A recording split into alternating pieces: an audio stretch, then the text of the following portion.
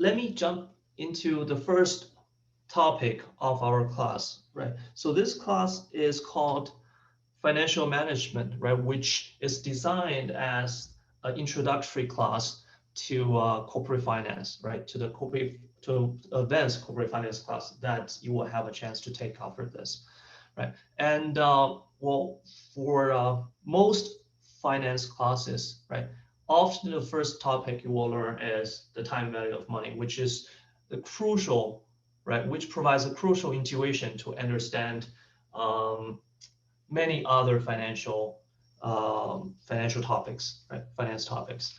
So in this class, we'll talk about the concept of time value of money, and we'll talk about how to understand several rates, right? There's this discount rates, right? There's interest rate, and sometimes we'll also refer discount rates as the cost of capital when we talk about firm financing, right? And also how to start from the intuition of time value of money and calculate the present value and future value of cash flows, right? And then after we're comfortable with this present value or net present value model, we're going to use that to apply to the valuation of certain assets, including annuity, perpetuity, bonds, stocks, and other things, right? And throughout this course, right, not only for this topic, it's crucial that you have a good understanding and good skills using the Excel formulas to solve certain types of values, right? For example, present value, future value, net present value, right? There are certain Excel formulas, right? I want you to be very familiar with, so that you can calculate this value very quickly. Okay, so about the tools that we will use throughout the course, right? So if this is a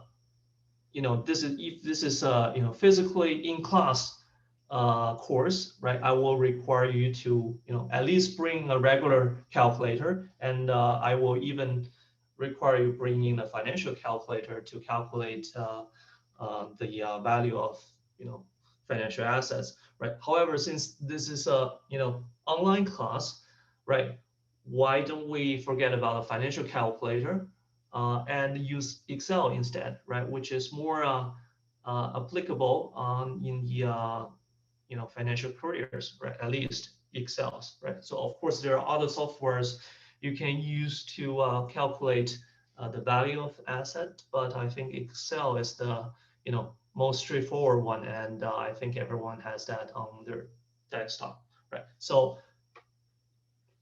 we will focus on the use of Excel, right? And you should focus on the use of Excel throughout this course in valuing the value of cash flows. Okay, so this is the outline for this topic, right? And let's get started. Okay, so the value of the asset, right? So think about the value of the asset, right? Because this is probably one of the most frequent thing that you will learn about and you will meet when you think about finance, right?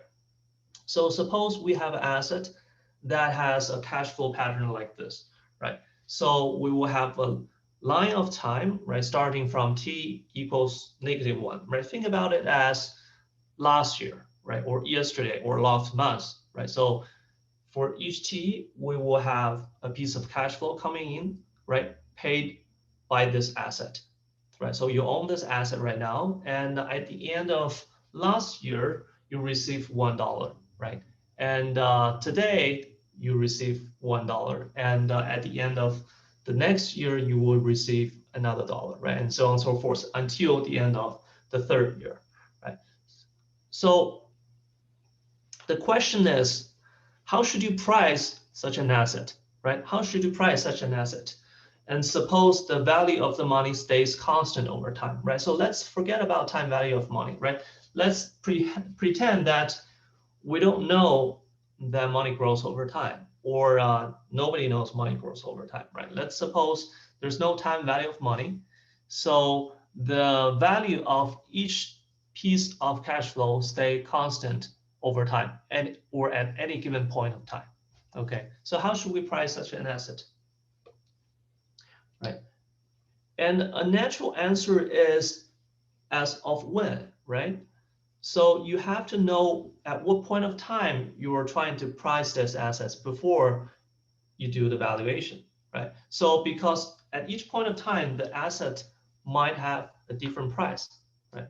So for example, as the beginning of yesterday, right, before the asset pays out $1, right, the price of the assets should be the total value of all its payouts from t equals -1 to t equals 3, right? So we will have 5 pieces of $1 payout, and the price of the asset should be the total of the 5 pieces, which is $5, right? Since you will receive 5 payments before you receive the first payment at t equals to -1, right?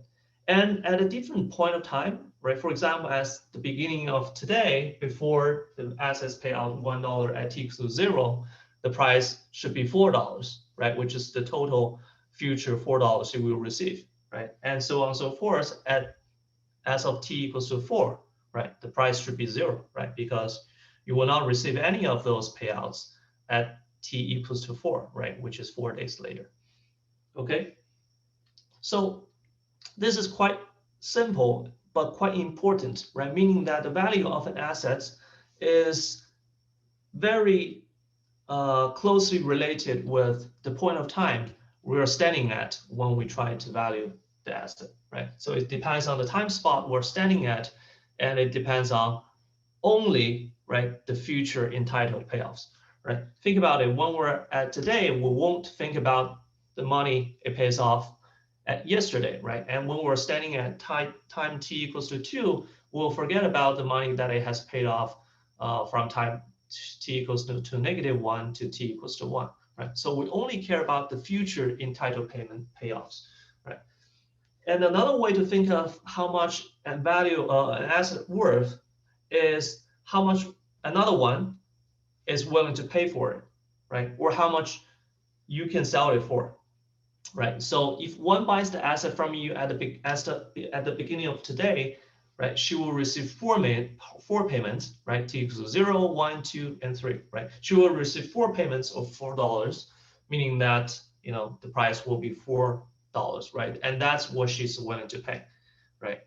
And that's how much you're willing to sell, right? And right, so as we said, it's not related with payoff in the past or its total payoff, right? It's only determined by its future payoffs, right? So this is what I mean by saying that, you know, in terms of finance, right? When you study finance, always look forward, right? Always look forward when pricing an asset. Okay, so one critical assumption that we have on valuing this asset is we assume that, you know, time doesn't matter, right? The value of the payoff, no matter how far away it stays constant, right? However, there's always uncertainty, right, for money outside your pockets, right? So for whatever is not cash in your pockets, there's always certain degree of uncertainty to bring it back, right? And when we think about uncertainty, right, another word for uncertainty, right, in the finance terminology is risk, right? It's risk, right? Uncertainty here, it means risk. So if we talk about risk, and when we can think of, you know, a cross section of financial assets,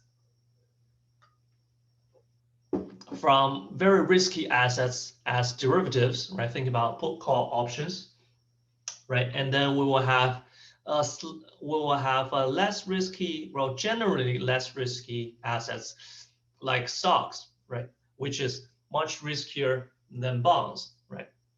In general, and bonds is always, you know, riskier than savings in a bank, right? And savings will be slightly riskier than the cash in your pockets, right? Because, you know, there is a chance that that banks will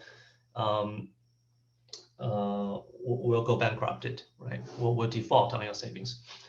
Okay, so there are different type of assets which you know, guarantees different degrees of uncertainty for your cash flows, right? For the amount of cash flow that you can receive, right? So to induce investors from keeping cash, right? Here are some examples of, the growth rate for your money, right? Basically, the growth rate for your money over time, right? So the banks will offer interest rates, right, for you to deposit your money into the accounts, right, saving accounts or checking accounts, although it's quite low right now, right?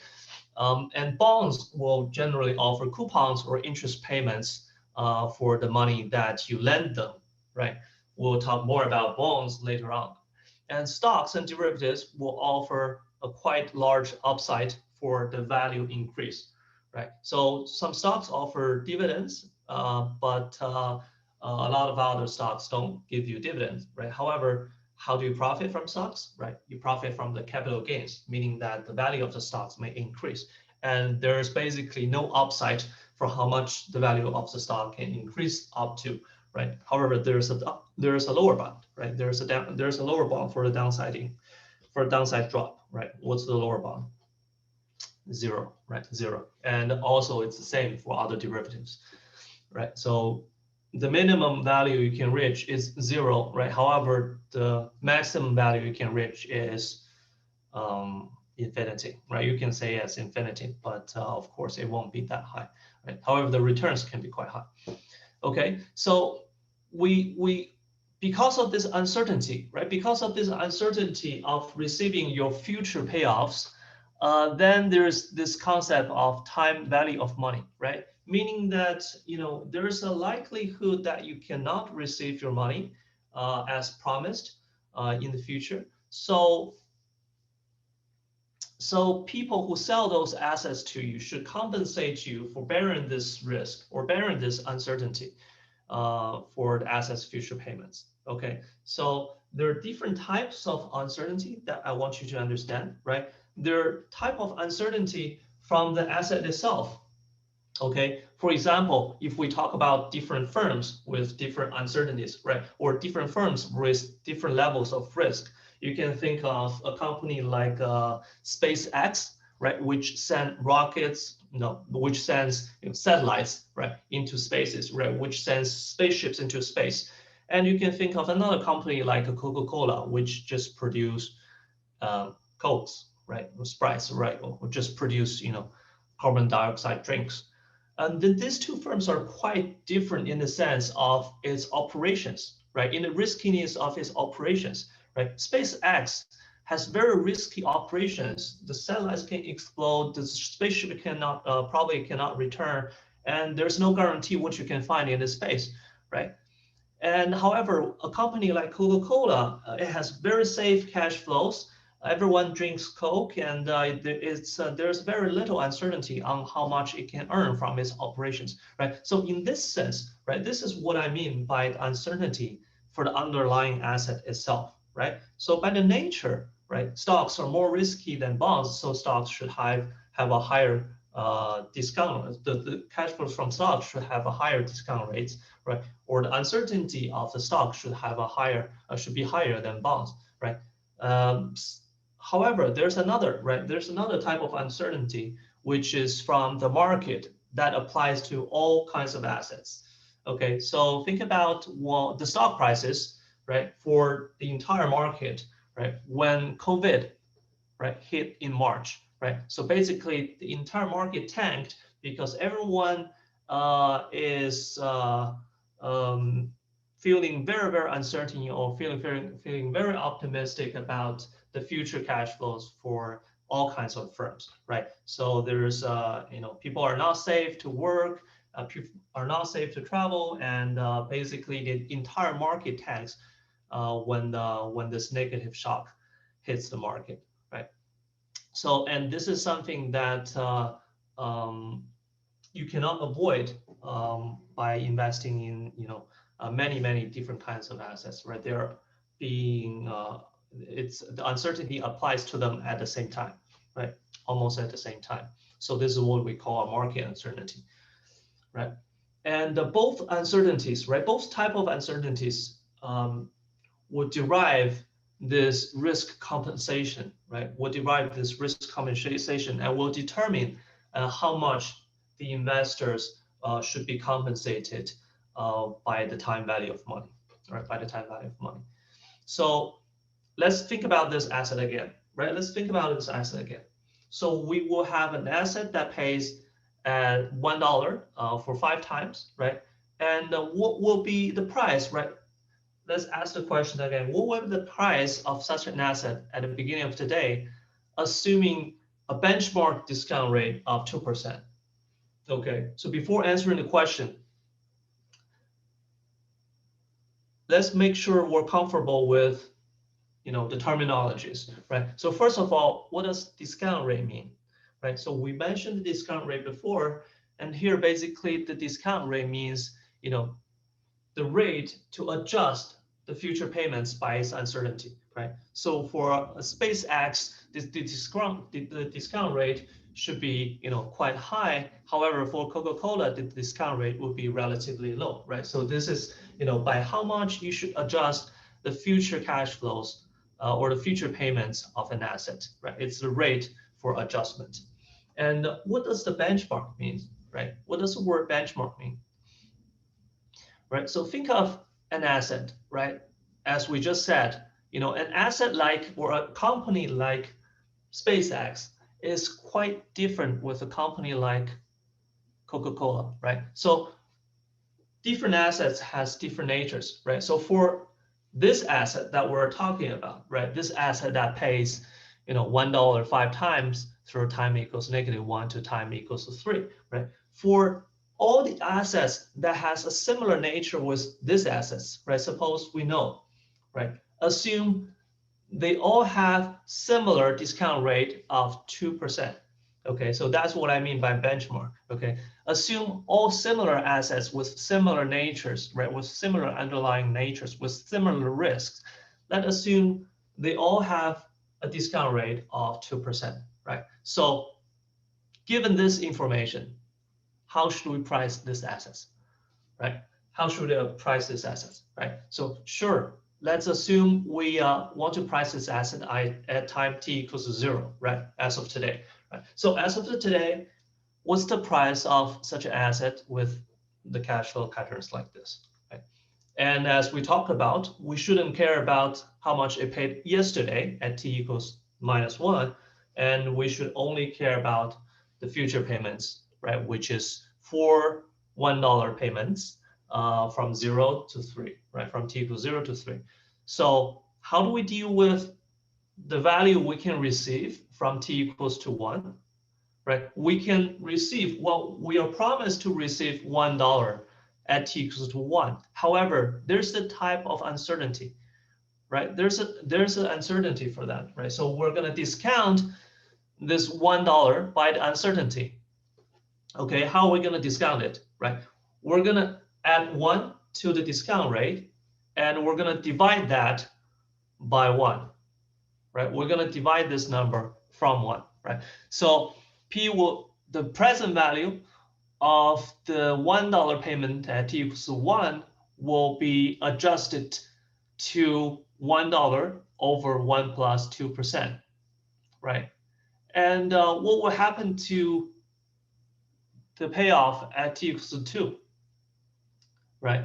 So we will also need to adjust the value of those $1 at t equals to 2. However, since we want to adjust it to the beginning of today, right? To the beginning of today, meaning that we will have to discount $1 twice by the benchmark discount rate, because the discount rate of 2% is for only 1 day, right? It's for only the period of 1 day, right? So if you discount it once, right, you will reach the value of the $1 from t equals to 2 back to t equals to 1. However, if you want to discount it back to t equals to 0, you need to discount it twice, right? So for $1 you will receive at t equals to 2. If you want to calculate its value at t equals to 0, you need to discount it twice, meaning that you will divide 1 plus 2% and then divide 1 plus 2% again, right? And similarly, for the $1 you're going to receive at t equals to 3, if you want to calculate its value at t equals to 0, you need to discount it 3 times, right? 1 time, second time, right? And third time, right? So meaning that the value of $1, right? Your promise to receive 3 days later should have a value at t equals 0 of $1 divided by 1 plus 2% to the third degree, right? And then after adjusting all the future values of this $1 to the present, right, we can add the value for all these pieces of cash flows together to reach the value, right, the total value that you can receive from all the future payments, right? So this is the model we have for net present value, right? This is the model we have for net present value, right? So essentially what we just did is to calculate the present value of each piece, right, at t equals to 0 and sum it up, right, which is basically the net present value of all the future payoffs, right, of all the future payoffs, right? And together we will calculate the total estimate will be $3.88, which is less than $4 in the total of payments, right? Why is it smaller than $4? Because we're accounting for the uncertainty of receiving those future payments, right? So there's no uncertainty that you're going to receive $1 because, you know, right now it's going to pay you 1, right? So there's no uncertainty. However, for all these future payments, there's certain degree of uncertainty incorporated in those values, right? And to adjust for the uncertainty, we will reach the value of $3.88, right? $3.88, right? So here, I want you to understand that, right? Yes, we're accounting for uncertainty. However, we're assuming a constant rate of 2%, right? So here's basically our, assumption, right? We're assuming the rate is constant over time, right? However, right, if we want to talk about reality, in reality, will this be the case? Probably not, right? Probably not. Probably we have a better estimate of the discount rate for 1 day. However, for the second day, it's probably going to change. It's probably not going to be as accurate as we estimate as 2%. It's probably going to increase. It's probably going to decrease, right? We don't know, right? So here, I want you to understand, right? When we are using this net present value model, and especially when we're applying the same discount rate or the constant discount rate over the time, right? This is one critical assumption that we make, which is that we assume the rate is constant over time. Okay, and what will happen if the rate changes? Well, you can think about that, right? You can think about that. Each part estimates the present value of $1, right? Discounted from each period, and sum of present value is called net present value, right? So, okay, cool. And another question is that, you might wonder, right? You might wonder, where does this 2% comes from, right? So you know that, all similar assets, right? Let's suppose we know all similar assets, right, with underlying risk. But how do we come up with this 2%, right? Which other assets are we comparing it to come up with this 2%, right? So, or in other words, right, how much risk deserves a 2% payback, right? How much risk deserve a 2% discount rate, right? And we will talk about how to get this 2% in the later lectures, right? But so far, right, let's assume that we already know that, this amount of risk deserves 2% discount rate, right? Let's assume this is known. Okay, let's take a look at an example. Okay, so let's say Tom, right, saves $100 in the bank saving account, right, on January 1st, 2014, right? So let's assume this is the time when t equals to 0, which is January 1st, 2014, right, beginning of 2014. And the bank offers us 3% annual interest rate, and Tom will watch his saving growth as the following, right, up until January 1st, 2018, right, which is t equals to 4. Okay, so throughout this 1, 2, 3, 4 years, right, this is what will happen, right? The bank offers 3 annual interest rate, meaning that at the end of the first year, the $100 bank saving will grow into $100 and 3, right? $103, right? And then it will grows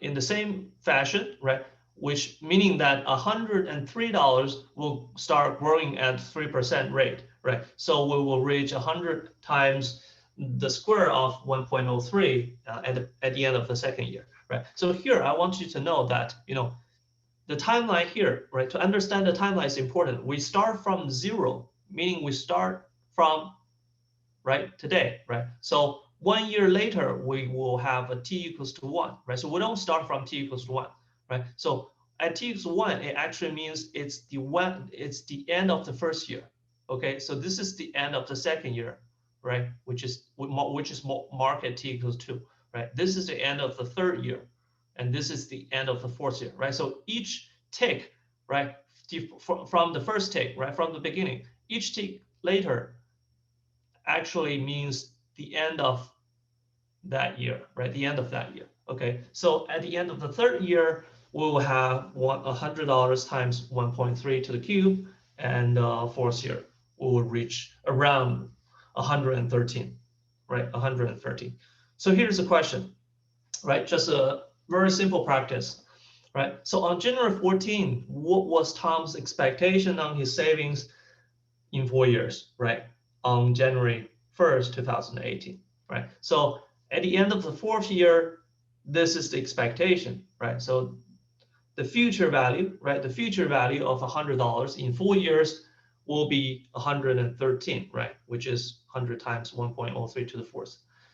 And second question is, on January 1st, 2014, right? Without the action of saving $100 into the account, right? If Tom expected to collect $113 at the end of the fourth year, how much should he save? Right? So to understand this question, right, you need to think backward, right? Meaning that if Tom wants his future value to be 113, how much should he invest as of today? Right? So the way to calculate this is, you want to use 113 to divide 1 plus 3 to the fourth, right? Which will give you back to 100, right? Which will give you back to 100. And a more interesting question to ask is that why would bank offer interest rate on savings? Okay, so it might be it sounds like a very simple question, right? However, it's not as simple as it appears. So a direct answer will be, well, there's time value of money in saving.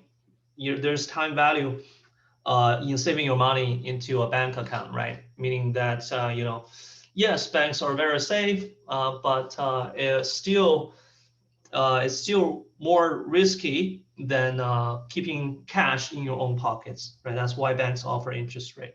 Well, yes, it's true, but it's unlikely the only answer, right? So to understand why bank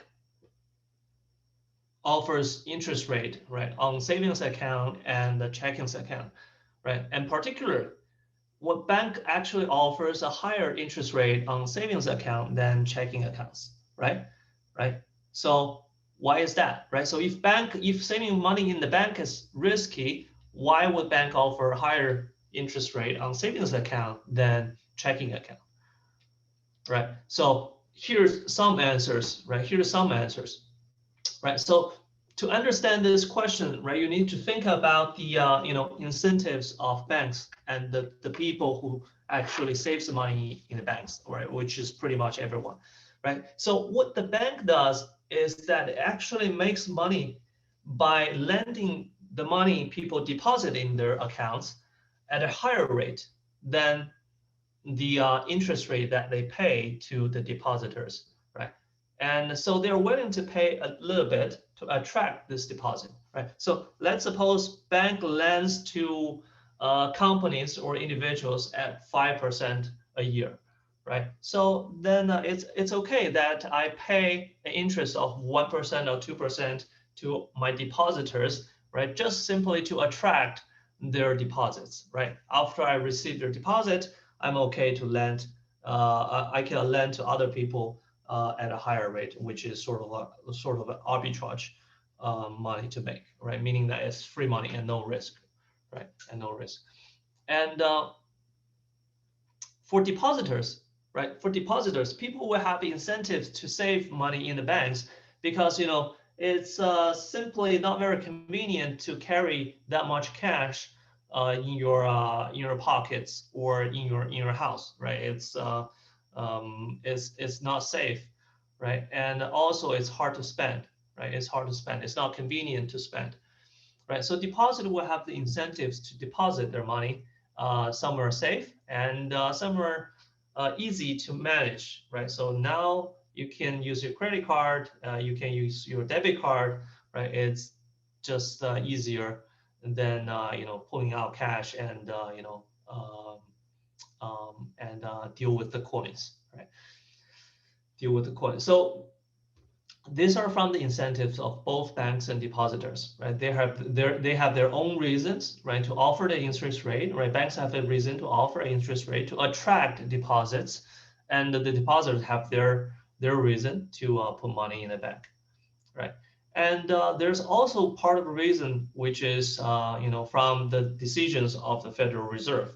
Okay, so there are generally two interest rates. Okay, there are generally two interest rates associated with banks. One interest rate is the interest rate that bank lends to other banks, right? One interest rate bank used to lend money to other banks, right? So this is a between bank or interbank interest rate. And this interest rate is set by the Federal Reserve. Okay, the Federal Reserve determines how high the interest rate should be when bank lends from another bank. Okay, and why would bank lend from another bank? Right, that's a good question, right? So because sometimes a bank will lend too much money to outside, and when depositors go to the bank and withdraw their money, the bank has not enough money on their account, right? So sometimes they need to borrow from other banks some money to lend to give it to the depositors, right? When they withdraw their money, and when they have extra cash in their account, they can return the money that they have borrowed from other banks, right? So this is the lending and borrowing between banks, right? And this interest rate is set by the Federal Reserve, right? And there's another interest rate which is set by individual banks, right? Which is set by individual banks, right? That's the interest rate that we commonly see, right, when we deposit our money into our banks, right? It's between the bank and the depositors, right? So the result, right? So the result is that bank has no right to determine the first rate, but has the right to determine the second rate, right? So actually you see that there are different rates of bank savings from different banks, right? Depending on how much they want to attract capital or they want to attract deposits from outside investors, right? From depositors like you and I, right? So when Fed increases the interbank interest rate, right, it becomes more costly for the banks to borrow from other banks, right? So when it needs capital, right, it better turn to the depositors, right? So when Fed increases the interbank interest rate, banks normally also increase the rate that they are willing to pay for the depositors on their savings account, right? So this is to make sure that the investors are willing to make deposits in their banks, and the bank can use capital for their own investment, right? So here's a link, right? Here's a link for more details on interbank lending.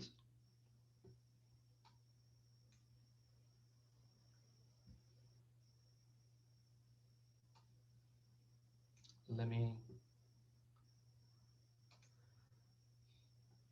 Right. So here's a graph showing the changes, right? The overtime changes for interbank loans, which is the red line, the red curves, and also for the interest rate the bank offers, which is the black rate.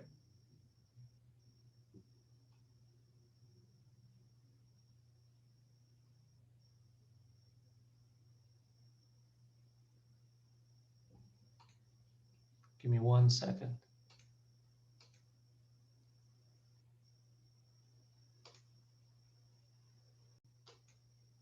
Right, so this article basically explains the trend of interbank lending and the lending and deposit received from the depositors, right? So here we can see from this graph, we can see the red line, which is the percentage as the total percent of total assets from banks, right? From starting from 1990, right, to the end of 2018, right? We can see there's a relative constant, right? Although it's it's moving up and down. Before 2006, 2008, right? 2008 is somewhere right here, right? And after 2000, especially after the financial crisis, right, we see a huge drop into almost 0% of interbank lending, right? Meaning that after financial crisis, the Federal Reserve made certain rules for interbank lending and also for the minimum amount of capital that each bank should have deposited within the bank, right? So just in case of bank runs or certain serious scenarios, financial, for example, like the financial crisis, right? And so banks starting from then started to raise more capital and more deposits from the depositors rather than lending from other banks. Right, so we see this huge decrease in interbank lending. However, to substitute for that, we see a huge increase for this black line, which is the deposit from the depositors. Right, so this is how the interbank lending and the amount of deposit attracted throughout the time, right? From the last years, right? From the last 20, 30 years, right? So going back to our slides, right? What we see here is that actually banks makes decisions on their interest rate, right, which they offers to depositors, is actually a complicated question, right? It's actually a complicated question, right? There's of course this amount of degree which are determined by the time value of money or determined by the riskiness of the banks, right, on their savings account, right? Also, there's certain other reasons, right? For example, like the rates, like the part of rates which are already set by the Federal Reserve, and the incentives for banks to attract deposits, and also the incentives from the depositors to save money to the bank, right? And lastly, and also quite importantly, right, which is the competition from other banks to attract savings, right? You can see a lot of commercials and promotions from different banks to require you to invite you to open a checking account or a banking account, right? And often it comes with the promotion of giving you a $400 bonus, right, for opening a checking account or savings account, right? And there's certain level of competitions from different banks, right? And this competition somehow drives up the interest rate that they offer for your savings, right? For your savings. Okay, so let's move on, right? And so here I want to explain a little bit about three terminologies that we commonly use in finance, right? So we often see interest rate, right? We often see discount rates, and we often see something called cost of capital, right? And when I learned finance, it's quite confusing, right? It's quite confusing.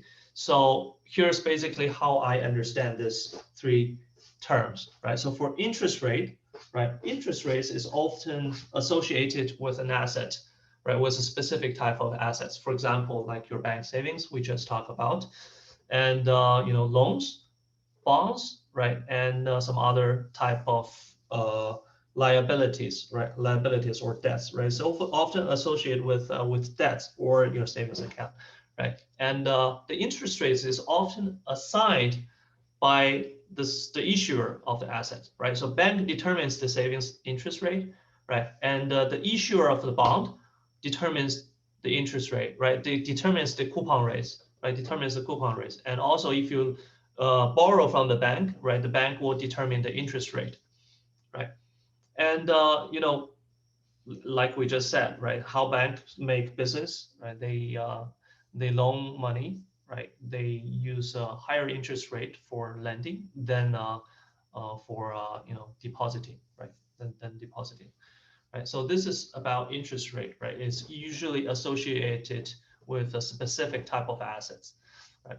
And there's another word that we will frequently use throughout this course, which is called discount rate, right? So it simply just refers to the rate that we use to discount future cash flows, right, in the cash flow analysis, right? So when we value an asset, we can use a discount rate to discount its future payoffs, right? When we value the value of a firm or value of a project, we can use this discount rate to discount its future cash flows, right? So it's just generally refers to the rate that we use to discount future cash flows, right? And of course, it depends on the nature of the assets, right? And finally, cost of capital, right? So cost of capital is a specific term that we use when we talk about firm financing. Okay, so in corporate finance, this refers to a firm's overall cost of raising money from investors, right? And generally, it's used as the discount rate to discount its future cash flows, right, which is the cost of capital. And very often it's a combination of the cost of debt and the cost of equity, right? The cost of debt and cost of equity, right? So these three, they have their own meanings, and sometimes they are used interchangeably, right? So I want you to understand that what each of them means and what's the best one to use in different scenarios, okay?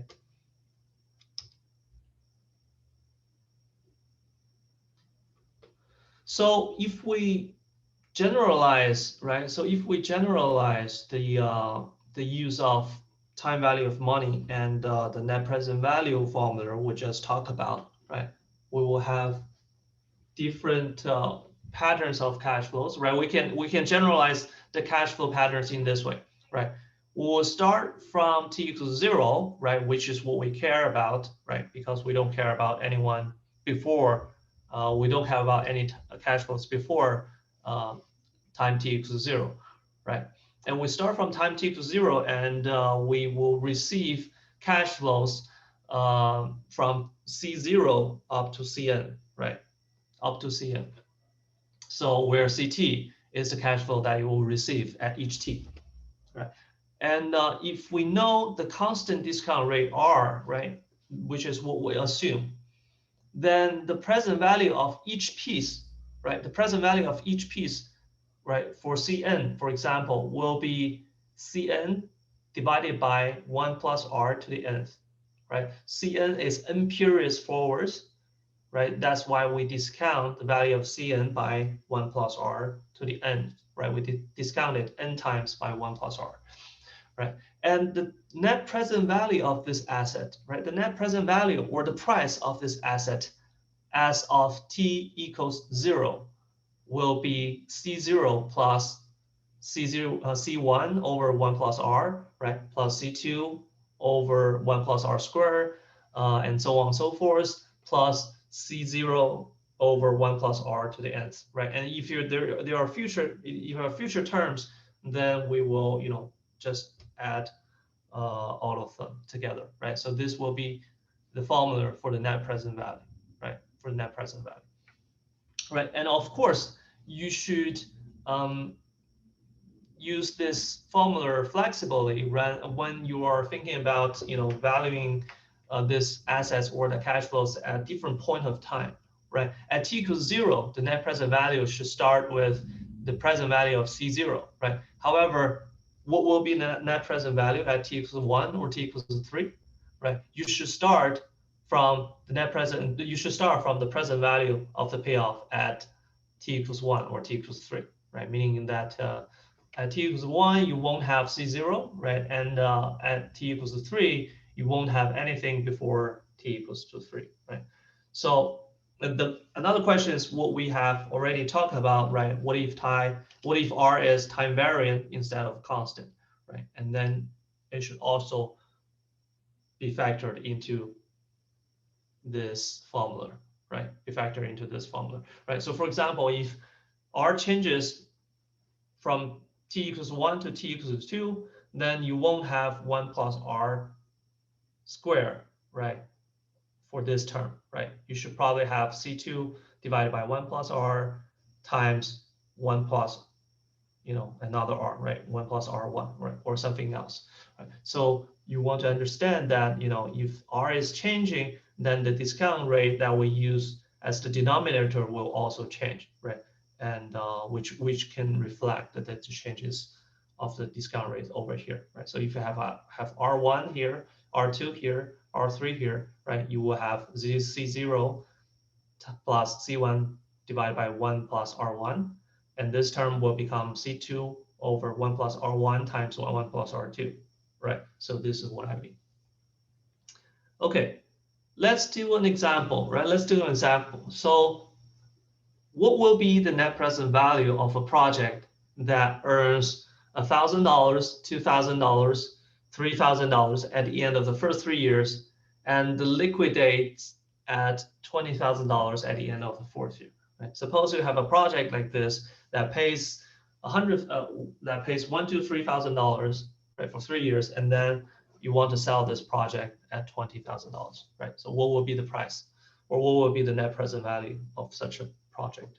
Right? The discount rate is assumed to be 10%, and suppose you need to invest $15,000 to initiate the project. Right? Is it a good project you should take?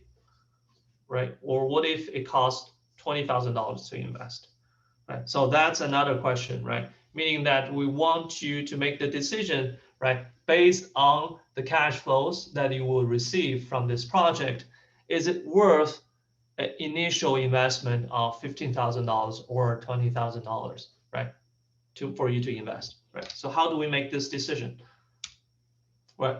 So first of all, let's calculate the net present value based on what we know about the future cash flows and the discount rate, right? So we will have nothing, right? We will earn nothing at t equals to 0, right? We will receive the first payment or first cash flow at the end of the first year, right? Meaning that to get the present value of that, we need to discount it by dividing 1 plus 10%, right? And for the second year, $2,000 cash flow, we divide it by 1 plus 10% square, right? And so on and so forth. For the fourth year, we need to discount the liquidation value of $20,000 by 1 plus 10% to the fourth, right? So the total net present value of this project, right, without considering how much you need to invest in the beginning, okay, the future cash flows of this project, the total cash flow of this project is 18,476, right? 18,476. So is it a good project that if you need to spend $15,000 to initiate? Yes, right? Well, if that number changed to $20,000, is it still a good project? No, right? No. So how do you make the decision, right? How do you make the decision? If you need to invest $15,000 and it gives you a net present value of $18,000, it means that is a positive return project, right? It means it's a positive net present value project. Then it's a good project to take. Well, if it costs $20,000 to invest and only reward you a net present value of $18,476, then it's a bad project to take, right? It's a bad project to take. It will give you a negative return, right? So this is how you determine by net present value whether you should take a project or not, right? So this is just a simple case of how we should apply the net present value formula into valuing project, right? And later on, we'll talk a lot more about how to determine whether or not to take a project. But this is just a simple example. Okay, so now we know how to value, now we know how to calculate net present value, meaning that now we basically know how to price a given asset, right? If we know the cash flows we'll need to pay and also the discount rate, right? If we know these two, dimensions. So let's think about different type of assets and think about how we can deal with them, right? In terms of pricing. So the simplest, right? The simplest asset or security, right, that we can find is something called a perpetuity, right? So we don't see a lot of examples for perpetuities now. Probably we don't see any perpetuity now, right? But it used to be something that particularly from the government and the companies that they issue that they use to raise money, right? To raise money with, right? So perpetuity, as its name says, basically pays an infinite amount of payments, right? Sometimes it's growing, sometimes it remains the same, right? So it pays an infinite amount of payments once you own it, right? Once you own it. So it sounds really amazing, right? So you buy it and it pays you, for a fixed amount of money forever, right? Forever. And that sounds just crazy, right?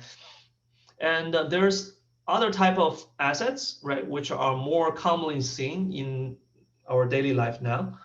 So something called annuity, right, which pays instead of paying an infinite number of payments, if it pays you a fixed amount of payments, right, over n periods, right, and bonds, right.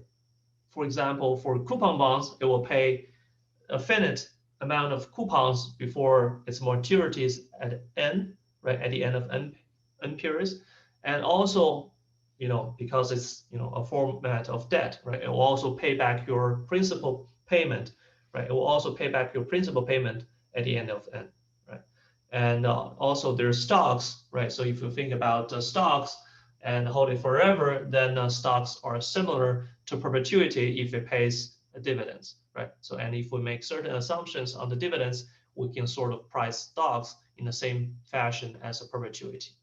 Okay, so these are the four basic securities or assets that we can directly apply our knowledge of net present value in pricing, right? In pricing or valuation. Okay, so let's take a look at perpetuity, right? Let's take a look at perpetuities first. So for infinite amount of number of same payments, right, we can sort of describe a perpetuity using this timeline, right, with the fixed payments. And if a perpetuity pays a payment that grows at a constant rate, right, we can call this type of perpetuity a growing perpetuity. Then we can describe the growing perpetuity using this graph, right? Assuming the growth rate is g, right? The growth rate is g, meaning that you receive c at the end of the first period, and c grows into c times 1 plus g at the end of the second period, and it grows constant. The growth is constant, right? Meaning that it will be 1 plus g to the square at the end of the third period, 1 plus g to the cube at the end of the fourth period, and so on and so forth, right? And growing forever, paying forever, right? That sounds like a dream. Okay, so how do we price those perpetuities, right? There's two types of perpetuities, right? So I would directly give you the formula, right? I would directly give you the formula, which is quite simple, right? Very, very simple, or maybe the simplest formula in the finance context. Okay, so the present value of a perpetuity without growth, right? Constant perpetuity. The price is the payment divided by the discount rate, right? The payment divided by the discount rate, right? C over R. And the growing perpetuity, right? The price of a growing perpetuity is C over R minus G, right? Where R is assumed to be bigger than G, right? What does it mean, right? What does it mean? This is very interesting, actually. So why do we need to have an R which is higher than G, right? You might say that, well, if R is less than G, this will become negative and you will get a negative price. Well, a negative price doesn't make sense, right? How can you have a negative price? Well, what it actually means that, in order to derive a formula like this, we need to have an R which is bigger than G, meaning that the discount rate should, in theory, be higher, right? Be greater than the growth rate, right? In order for us to reach a formula like this, right? What does that mean? It means that, if the growing rate is higher than the discounting rate, right, it is likely that we're going to receive an amount which is bigger and bigger and bigger as time goes on. Okay, and that's a problem, right? Because if we have a cash flow which has infinite payments and one payment is bigger than another one, then the price of this cash flow will not be fixed. Okay, the present value of the cash flow will be infinity, right? Will be infinity. Okay, so in that case, there's no price, right? In that case, there's no price. So in order for us to properly price it, right, we need to have discount rate which is higher than the growth rate. And think about this. There's no one who's so stupid to sell an asset with growth, right, at a higher rate than the discount rate. Okay, so in order to right, in order to for this asset to make sense, right, both in terms of selling and buying, right, we need to have a growth rate which is smaller than the discount rate. Right? We need to have growth rate which is smaller than the discount rate.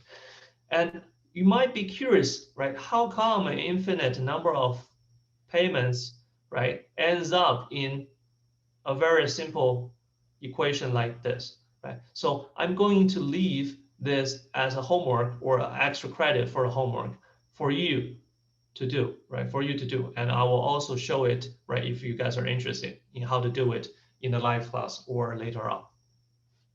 Okay, so but for now, right? It's very easy to remember, right? There are only two dimensions for cash flow, right? For cash flow in pricing a cash flow, which is the cash flow itself and the discount rate, right? And perpetuity is just the ratio between these two. And a discount perpetuity, a growing perpetuity is just the ratio between these three. Okay, so that's perpetuities, right? So let's do an example, right? The British government has issued the closest thing to perpetuity in the World War I, right? Around 1913, I think, or 14, to finance its military actions, right? They're completely paid off in 2015, right, by the government, almost 100 years later, right? Suppose when, well, more than 100 years later, suppose when a government redeemed those outstanding perpetuities, it follows our pricing rule. Okay, so what does that mean to redeem these perpetuities?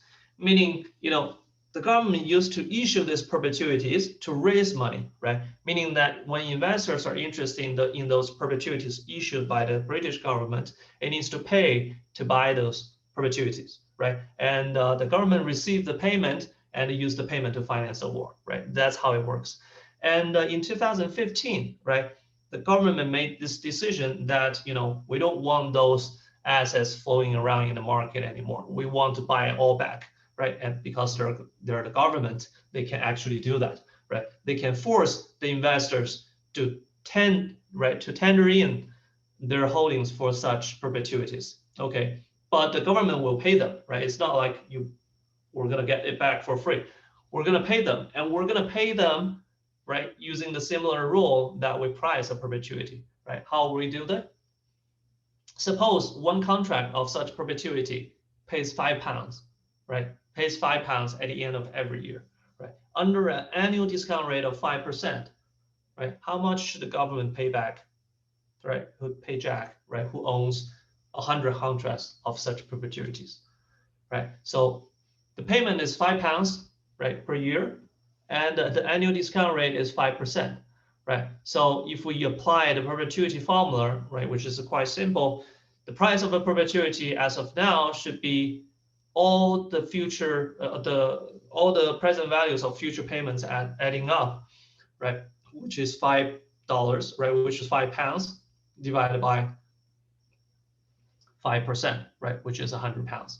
right, which is £100. Since Jack owns 100 contracts of these perpetuities, the total value of such perpetuities, right, he should be paid by the government is about, you know, £10,000, right, £10,000, right? So 100 contract times £100 per contract. Right? Does it make sense? Right. So this is a true example, right? Although we made certain assumptions to example, right? And there are very few of those left in the market, probably none left in the market, right? They have already been mostly paid off by the government or any firm who used to do this. Okay, but it resembles, right? What it means is that it resembles the simplest but very, very good application of time value of money in terms of pricing future cash flows, right? In terms of pricing future cash flows. Okay, so a more realistic example, right? A more realistic example is what we call annuity, right? Annuity comes from the word annual, right? Basically, it means, you know, annual payments, right? Annual payments. So what it does is very similar with the perpetuity. And the only difference is that instead of paying infinitely, it pays finitely, right? Meaning that, you know, we have n periods, right? We have payments in n periods, or we have n payments, right? And starting from the end of today to the end of period n, right? To the end of period n. And we will have a formula for its price as, you know, C times 1 minus 1 plus r to the negative n over r, right? So this formula is more complicated, right? It's let's say much more complicated or much more difficult to remember than the perpetuity formula, right? So in the exams or in the quizzes, don't worry, right? You will be given all the formulas, right? And as long as you know, understand how to plug in the numbers, right, you should be fine, right? So I don't require you to understand how they're derived, and I don't require you to remember exactly what they are, right? As long as you make sense out of it and know how to plug in the numbers, I think you're good with the tests. Okay, so this is the formula, and there are ways, right, to understand it, right, to make sense of it, right? So the annuity is n-fixed payments, right? And you can think of an annuity in this way, right? You can think of a perpetuity, right? If perpetuity makes more sense to you, you can think that there's a perpetuity that pays starting from t equals to 1 to to the infinite, right? And think about another perpetuity, right? Think about another perpetuity that starts paying at the end of t equals n plus 1, right? So let's suppose there are two perpetuities. One start paying from here, right? It starts from t equals 0, but the first payment is here. The second perpetuity starts from t equals to n and starts paying from here, right? So actually the annuity, right, which starts paying from here to here is simply the difference between these two perpetuities, correct? All right. So perpetuity A pays all of this to the infinity. Perpetuity B pays starting from here to the infinity, right? So the annuity is simply the difference, right, between these two perpetuities, right? And also, if we have the law of one price, meaning that you should only have one true price for an asset in an efficient market, right? Then this annuity, the price of this annuity should simply be the difference in the price of these two perpetuities, right? Right? The difference between the price of these two perpetuities, right? So what's the price of the perpetuity for perpetuity A here? The price of the perpetuity A here is simply C over R, right? It starts paying from here and forever, right? And the price of a perpetuity B, right? It starts paying from here till forever, right? So the price of a perpetuity B at t equals to n should also be C over R, right? Let me say it again. The price of a perpetuity B which pays from here to infinity, should also be C over R at t equals to n, right? So for the probability B, the present value starts at t equals to n, right? The present value is the value of t equals to n, right? So the value of t equals to n is not the value at t equals to 0, right? Because we want to calculate the difference between these two at t equals to 0, right? So in order to do that, we need to discount the value at t equals n back to t equals to 0, right? So in order to calculate the difference between the price of these two perpetuities at t equals to 0, right? We need to have the price of the first perpetuity A at t equals 0 and the price of the perpetuity B at t equals 0, right? So the price of the perpetuity B at t equals 0 is basically the price at t equals n discounted back to t equals 0, right? And how do we discount it? Right? We divide it by 1 plus r to the nth. Okay, so this is why it can be, split into two parts. The first part is the value of the perpetuity from t equals 0 to forever, and the second part, right, which is simply the present value at t equals 0, right, of the price of a perpetuity that starts at t equals n. Okay, so you can understand the formula in this way, right? Also in this way. Okay, so here for annuity, it also has a growing annuity, but we're just gonna, stick with the fixed amount of money, right? The fixed annuity over here, right? So let's do an example, right? So let's say you have won a lottery, okay, which is quite unlikely, but let's say you did it. And you have two options as to how to take the winnings. Okay, you can either receive 30 annual payments of $1 million, right, starting 1 year from today, right, and of course, right, it resembles annuity, right, or you can take $15 million paid today, right, and using an 8% discount rate, right. Let's say we have a higher discount rates. Which option should you take, right? Which option should you take? Right, the discount rate is high not because it's risky, it's because you have alternative investment, right? You have the option of alternative investment, which can give you around 8% discount rate. Okay, so which one would you take, right? So what does that mean, right? What does that mean? It means that you have two options, right? One option is to take annuity, the other option is just to take a net payment, right, at present, right? So our job is to basically compare the present value of this 30 payments with the amount of money you can take away today, right? So that's our job. Okay, so to do that, we need to price the annuity, right, or price the lottery payments for 30 years using an annuity formula, right, which is 1 million times, right, 1 minus 1 plus the discount rate of 8%, to the negative 30s, right? So don't forget the negative sign over here, right? This is quite crucial. Divided by 8%, right? Divided by 8%, which will give us $11.26 million, right? Which is smaller than $15 million, which is smaller than $15 million, meaning that the total present value using an 8% discount rate is lower than the amount that you can take away immediately, right? So what should you do? Right, you should do the second way, right? Take it a day, and take it a day. And here, because we want to know how to use Excel, right, to calculate to use this net present value rules, right? So we if you do it in Excel, you should use the PV function, right? The PV function, which requires input of discount rate, right? Number of periods.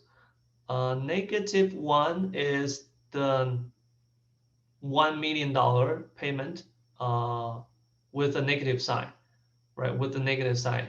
The sign basically gives you the direction of the money flows, right? Gives you the direction of money flows. If you want to have a positive number as an answer, right? Here you need to use the negative sign, right? Meaning that you can think of this like this way, right? So Excel thinks that you are either paying money out of your pocket or receiving money into your pocket. Okay, so if you want a positive number as the answer, then you want the Excel to think that you're actually depositing money into a bank and receiving the money at the period end, right? Because you want a positive number, meaning that you are receiving the number in the end, right? So now what you need to do is to deposit the money, right? So to deposit the money is money out of your pockets, so you should have a negative sign over here, right? For money that will be in your pocket, you will have a positive sign. So this is how Excel thinks, right? So if you want a number like this, right? If you want a negative or positive number, then you want to go along with how Excel thinks in the functions, right? So the sign does not matter when you calculate, as long as everything fits together, right? As long as everything fits together, the sign is doesn't matter, right? So you have the right, you have the option to adjust for the sign within the cell function, or after you calculate this number. Okay. So this is why there's a sign over here, right? It's just technical. It's very technical, right? Okay. So here's this example, right? And here's just something that's related to how we're going to use financial calculators or Excel, right? So for certain formulas, right? For example, the perpetuity formulas, it's very easy to solve it by hand, right? However, there are many other formulas, for example, to the negative n's, right? So if n is like more than 3, then it's very hard to calculate using hand, right? So here we don't require you to use financial calculators, but of course it's one good way to do it. But if you're using Excel, here are the formulas, right? Here are the essential formulas that you should master, right? That you should master. You should be comfortable to use. So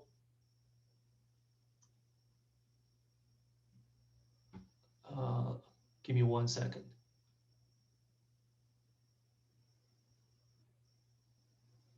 Okay, I just want to make sure that we are still recording. Okay, so for example, right? For example, there are it's not all the calculations is about present value, right? So sometimes you need to calculate C, you need to calculate R, you need to calculate N, right? So an example here is that what it will be the monthly interest rate of an annuity that pays 10 each month for 10 years and sells for $1,000 as of today, right? So we will have 12 months a year. For 10 years, we will have 120 months, right? And we will have a present value of $1,000, right?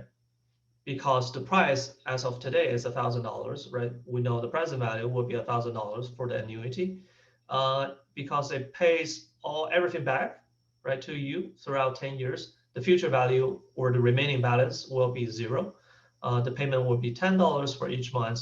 And what will be the R, right? What will be the interest rate? So in this way, you're solving R while you know everything else in this formula, right? Then it's impossible to be solved by hand, right? So here in Excel, you should use the rate function, which gives you the answer of 0.31%.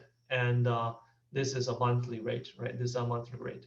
To get an annual rate, you want to multiply 12, right, on this rate. Okay.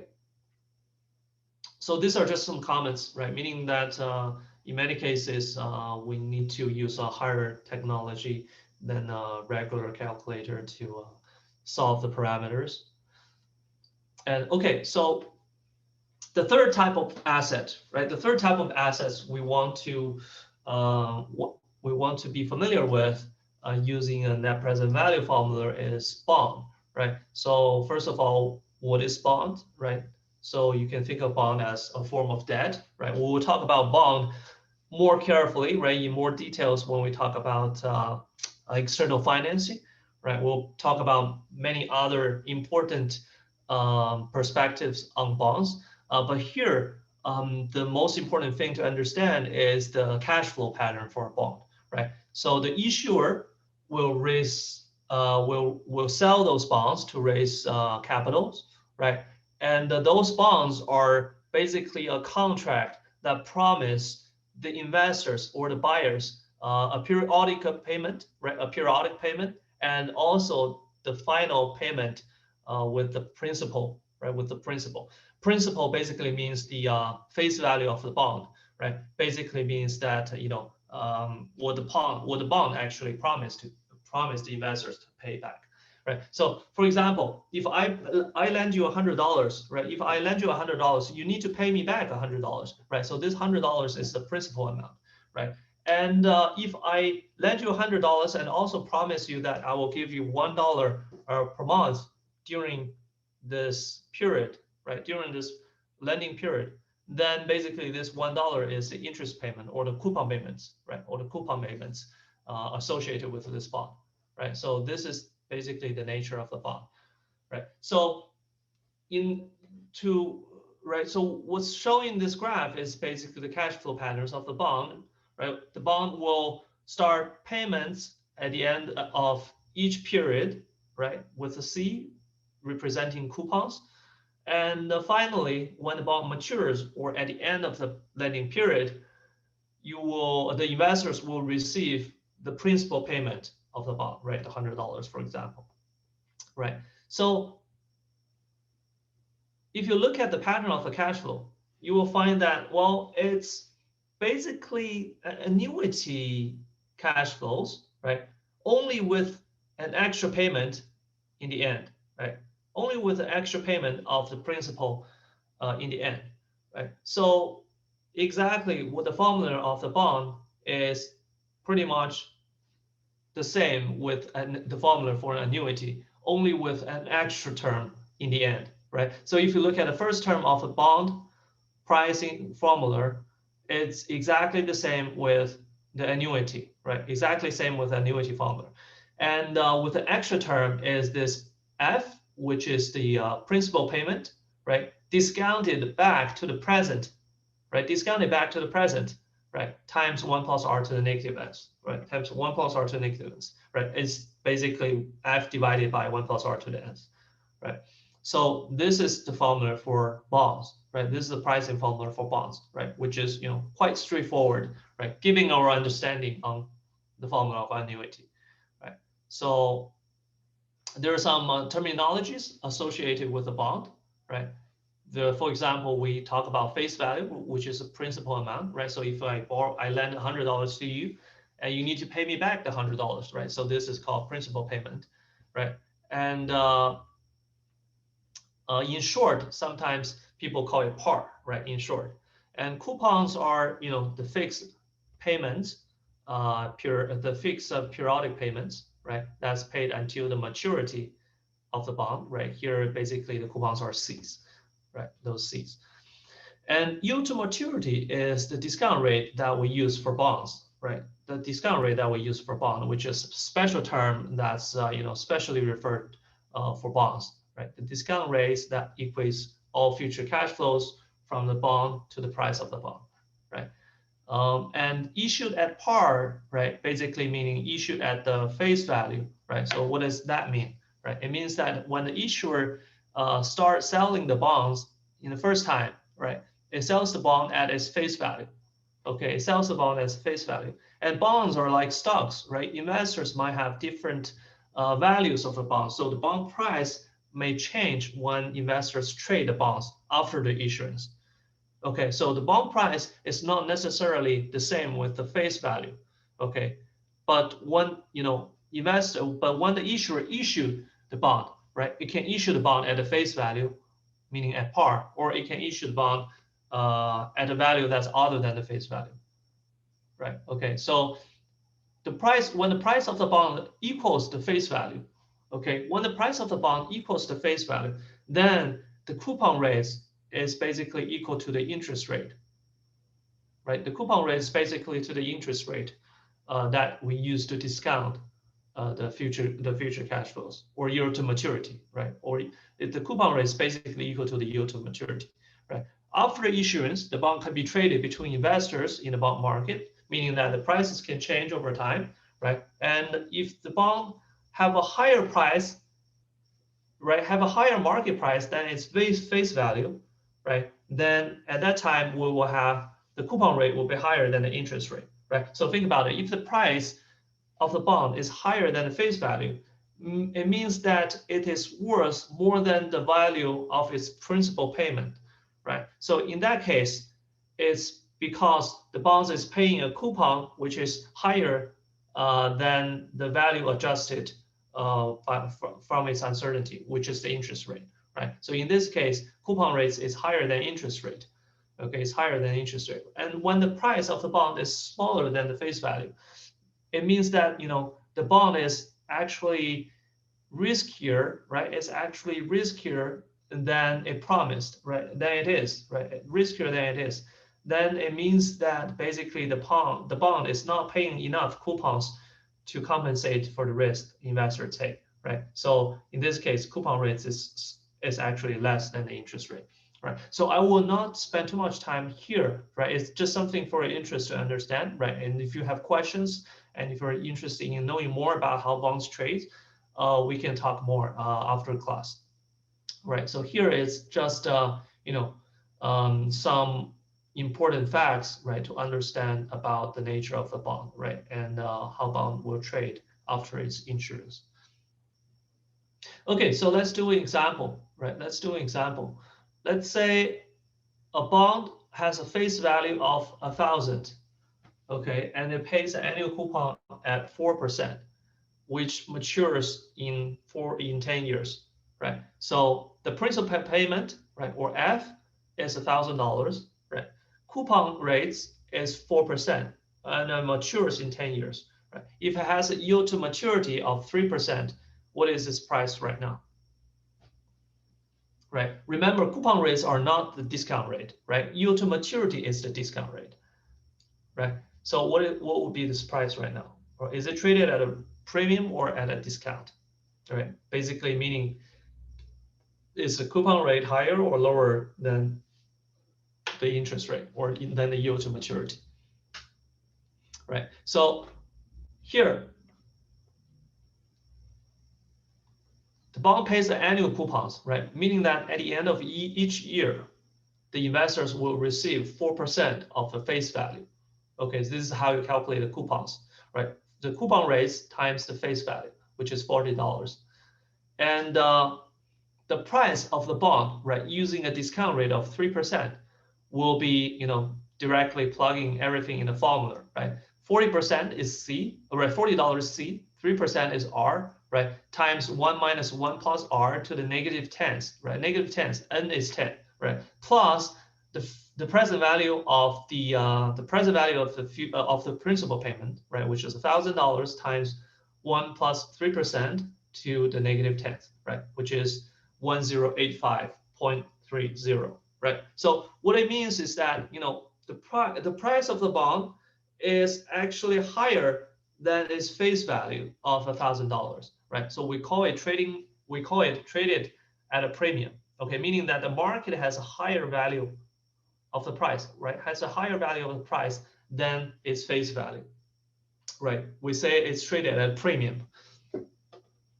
And here, if we want to use Excel, right? If we want to use a financial calculator or Excel, then this is how we should do it, right? We want to calculate the price, which is basically the price value, right? The present value, right? The present value of 3% discount rate, 10 periods, right? 10 periods, and minus 40 payments and a minus $1,000 principal payment, right? So here, the signs are more important here, right? So you can't abuse the sign here in the Excel, right? So you need to have the same sign for the payments that has the same directions, right? Meaning that if you are an investor, you will receive $40 payments and you will receive $1,000 principal payment, right? So you should have the same sign because they have the same direction. Their money coming into your pockets, right? And if you use plus signs right? So if you use plus 40 and plus $1,000 here, meaning that you're depositing $40 and depositing $1,000 in the end, you will have a negative price, right? You have a negative outcome, meaning that you need to spend this amount at present, right? Meaning that you need to buy the bond with this amount of money, which is the money flowing out of your pocket, right? However, if you are issuer, right? If you're issuer, meaning that you will pay out this amount every year, you'll pay out $1,000 at the end, then you will arrive at a positive number, which basically means that this is the amount of money that you should receive if you sell this bond. Okay, so basically, again, this is what the science means, right? Or what the Excel believes the science means, right? So for payments with the same direction, you want to use the same sign, right? You want to use the same sign. It doesn't matter whether it's negative or positive, but make sure it's the same. Okay, so finally, this is bond valuation, right? It's just a very simple example of bond valuation, right? There are complications on, the coupon payments, the frequency of coupon payments, right? Here we have annual payments, but a lot of times we have semi-annual payments or even quarterly payments, right? Quarterly coupons, which we need to adjust the interest rate with. But here we'll just make everything simple with annual payments and annual interest rate. Okay. Okay, stocks. Okay, so the last example is stocks, right? We have a very simple application of stocks, which is basically to think of stocks as perpetuity, right? So how are we going to arrive at that, right? So let's start with the definition of a stock, right? So we will, of course, talk more about this also when we talk about external financing and cost of capital. But here, just a spoiler, right? Stock basically means the ownership of a corporation, right? The ownership of a corporation. And along with that, stock also resembles the right to receive the residual cash flows, right? What is residual cash flows? Well, it's cash flows after you pay the debt investors and also after you pay the tax, right? That's what we call residual cash flows. So the first right it carries with is the voting right, right? Because you own a stock means that you are one of the owners of a company, right? As the owner of a company, you have the right to make the decisions, right? Or to participate in making the company's decisions, right? So this is what we call voting right, right? If you own a common stock of a company, then the company will have the obligation to let you know to let you vote on its company decisions, right? So this is what we call voting right. And another right is what I just said is the residual cash flow right, right? The residual cash flow right, meaning that you are entitled by the share of ownership you have to the profit, right? To the firm profit after debt holders and also taxes, right? So how do you receive the residual cash flow, right? How do you share the profit, right? The company can pay out dividends, right, for each share you owned, right? So you will literally receive a cash dividend, right, if it's paid out in the format of cash, or sometimes the company can pay out extra shares, right, as the dividends, right? We call it a share dividend. And usually it pays out the dividends in terms of a percentage of its earnings, right? The earnings after, interest payment to debt holders and the taxes, right? So an example here is that, well, a company can regularly pay out 5% of its earnings, right? Every quarter, right? Or every year, right? Or every year. And for stocks, right? There are generally two types of stocks, right? Which is common stocks and preferred stocks. Okay, so you can invest in common stocks, you can invest in preferred stocks.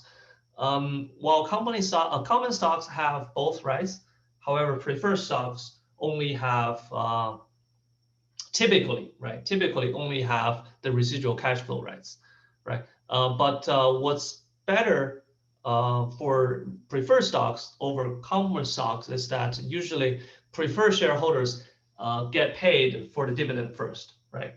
And then common holders get paid, right? So in terms of residual cash flow rights, preferred shareholders rank above the common shareholders, right? However, preferred shareholders usually don't, come with the right to vote for companies' decisions, right? So that's the difference between these two, right? That's the difference between these two.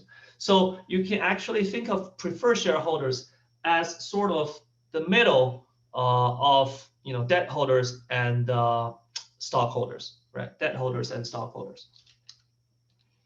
We're going to talk about the pecking order theory more closely when we talk about external financing and capital structure,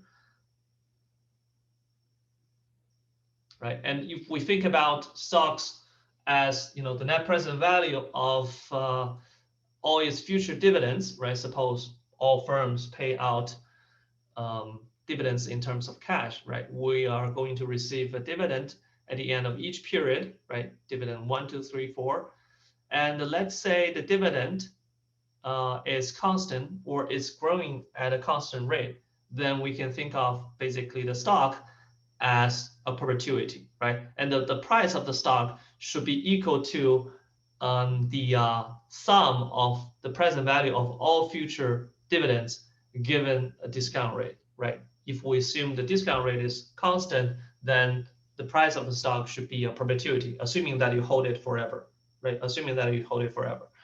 Then, P0 will be just dividend divided by R, right? Dividend divided by R, right? Sometimes firms may maintain a constant payout rate and its earnings will internally grow at a constant rate, right? So if we assume a company's earnings will grow at a constant rate of 3%, right? Meaning that the firm is increasing its scales of operations and assuming everything else is quite constant, then its dividend will also grow at a constant rate, and the price of the stock, right, will be simply as the price of a growing perpetuity, right? So this is what we call a dividend discount model, right? This dividend discount model of no growth, P equals dividend over R. And if we use a constant growth, right? If we have a constant growth, there's a model that we call a Gordon growth model, right? Which is proposed by Gordon, right? In valuing firms. Then the price will be dividend divided by R minus C, right? So this is exactly the same with the formulas for perpetuity and growing perpetuity, right? Regular perpetuity and growing perpetuity. And, as discount rate goes up, price goes down, discount rate goes down, price goes up, right? Growth rate goes up, price goes up, right? And, how do we get this discount rate, right? If the discount rate, economics often assume that is the total return of the stock, right? And it should be its equity cost of capital, which we will talk more about it in the later slides, right? So a simple example here is that if a stock pays out $2 dividend every year, the dividend will grow at 1% per year, and the discount rate is 6%. How much should the stock worth, right? How much should the stock be worth? So this is basically a growing perpetuity, right?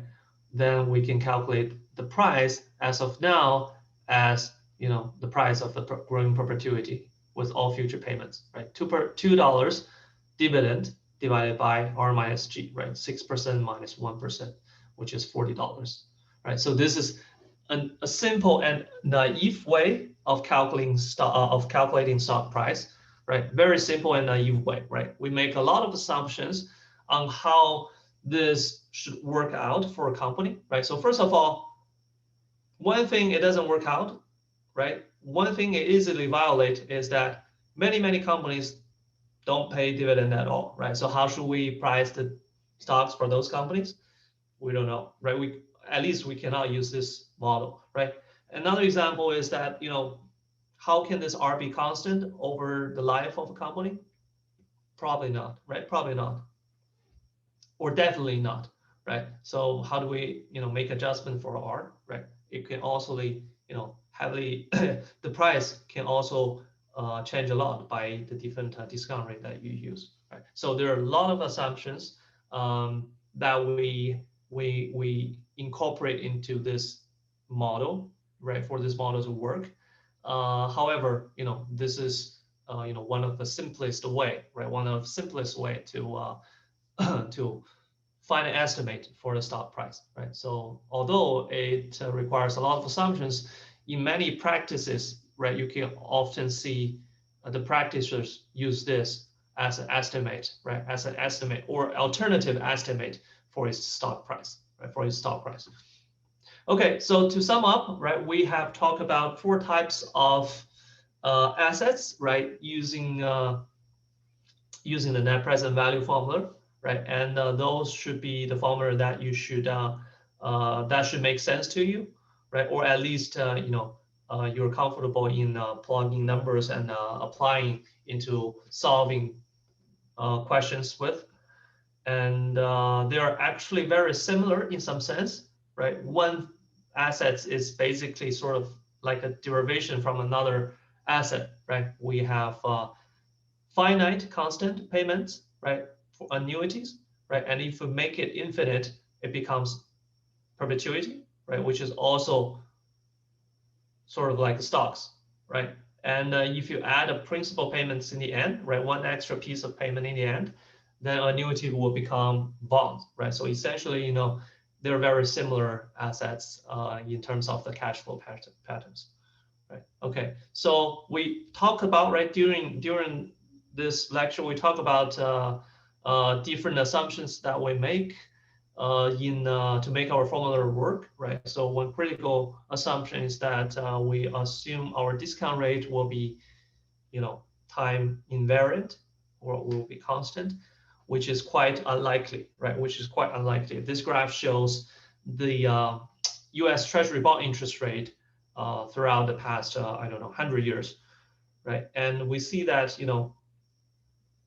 it changes a lot, right? It changes a lot, and it's very different in different periods, right? You reach as high as 15% sometimes, although it's very rare. But the common fluctuation can also be as much as 5% versus 2%, right? 3% difference is a lot, right? It's a lot, especially when time period is long, right? So a quick review, right? We have talked about the principles of valuing assets, right? We talk about the concept of time value of money, right? We talk about why we require a growth rate for money over time, and we talk about how do we use this concept, apply this concept to valuing future cash flows, right? Which gives us this net present value model to price certain type of assets, right? And we talk about those applications of net present value, especially on the 4 type of securities we value, right? So some questions I want you to think about is that, sure, this is sort of like a fundamental of finance, right? Which is to use net present value principle or model to value assets. But is this the only way, or is this the best way, right? So first of all, is this the best way, or is this accurate, right? There are many assumptions that we need to satisfy to make this accurate that we have already talked about, right? However, is this the best way, right? Another question is this the best way, or is this the only way of valuation, right? The answer is very likely no, right? The answer is very likely no. There are many other ways, right? There are certain other ways that we can come up with the value of an asset, right? And if this is the best ways, right? Although many people use this as the best ways, right? Many times it gives the wrong answers, right? So you can think of definitely alternative ways of valuation, right? And we will talk about that in our live discussions, right? And does the assumptions always hold? Probably not, likely not, right? And what can we do about it, right? The question is, what can we do about it, right? So think about that, right? Okay, so this concludes this topic, time value of money, which is maybe familiar, right? Many of you may be very familiar with, right? And you can take it as a review class for your previous financial trainings. And the next class, we're we're gonna talk about how to use net present value to find project value, right? To find project value and firm value, right? Here I should add a project here, right? Not only firm valuation, but most importantly, a project valuation, right? Which is, the sense of capital budgeting, right? Capital budgeting here basically means making investment decisions for companies, right? Capital budgeting. Okay, I'll see you in the live class. Bye-bye.